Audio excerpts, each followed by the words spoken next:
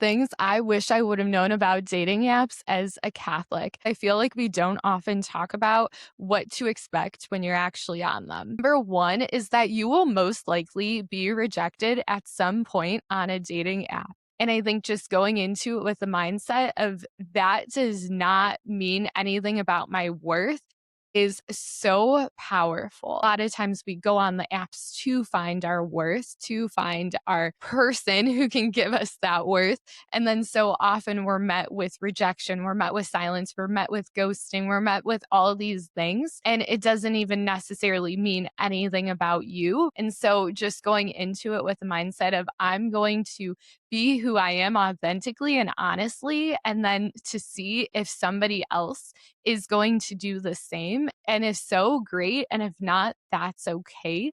But just to know that not everyone's going to like your profile. People are going to see your profile and you'll never hear from them, or they might like your profile and then they'll stop talking to you. You're not just putting yourself out there for one person. Probably hundreds of people are looking at your profile depending on the platform that you use. And so just knowing that not everyone is going to be a match for you is such a good mindset to have as you go on the apps. I know it's not an easy one, but it is a truthful one, and to just be rooted in the reality of who you are. So when it happens, you can come back to that solid ground of who you are and just who God's made you to be. That does not depend on how many people like you on a dating app. Number two is that it is one way to meet people. Now, our God is so good and he allows us to meet people in so many different creative ways, whether it's through a friend, bumping into somebody in the grocery store, or on an app,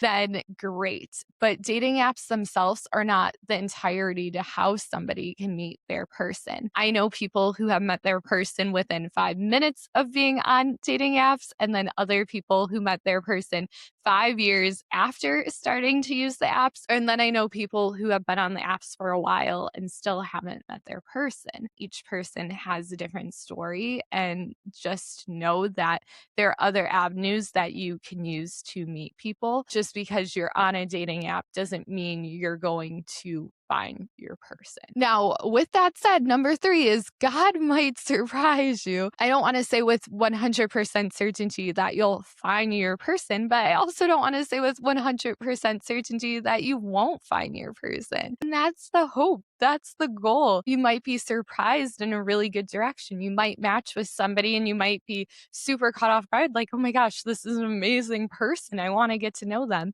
And then you might be surprised the other way, and you might have somebody comment on your photo and they might say something not kind or respectful. It goes both ways. I think with this is just an openness of your heart, but also a sense like, okay, yeah, if there's something that somebody says that I don't love, like I'm going to ignore that. Maybe you will meet your person. Maybe you won't. I don't know, but I think it's kind of fun to think about the surprises as well. Number five is to reflect on your heart as you are on the apps. You are going to see so much, and I think it's so important to come back to the reality of how you are showing up, what they are doing to your heart and your mind. You are the user who is using an app, and you have to be the one who says, okay, this is really overwhelming right now. I need to take a break.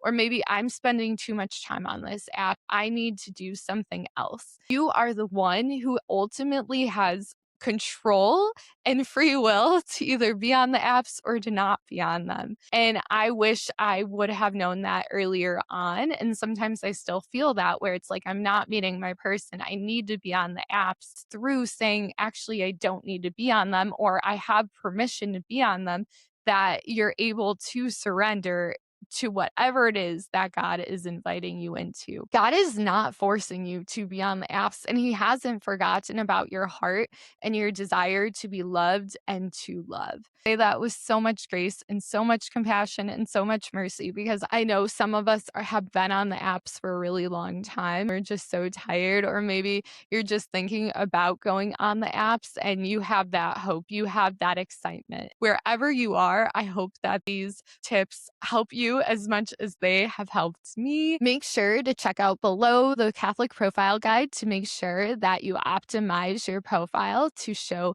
your faith and your values, and also pick out pictures and prompts that help you be seen by others who have similar beliefs and values as you. And if you'd like to join the Sunday community, that is for women in their 20s and 30s who are Catholic, who are navigating dating in the modern world. It is so good to chat with you guys. Make sure to leave a comment below with what your tips are for using the apps or what you've learned.